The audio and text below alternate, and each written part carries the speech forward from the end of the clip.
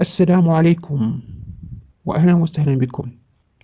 كشفت صحيفة الماركا الإسبانية أن اللاعب المغربي أشرف حكيمي متأكد من براءته وينفي مزاعم اغتصاب فتاة.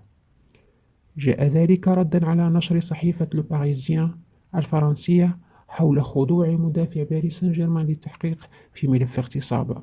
وأوردت الصحيفة الإسبانية أن حكيمي هادئ جدا رغم أن ملف بات في حوزة النيابة العامة وفقا للصحيفة الفرنسية، باعتبار أن الأمر خطرا.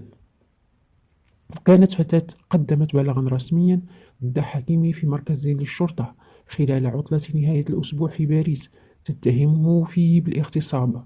وذكرت لو باريزيان أن الضحية تبلغ 23 عاما ولم تكن ترغب في تقديم شكوى، لكنها أرادت الإدلاء ببيان رسمي حول اغتصابها.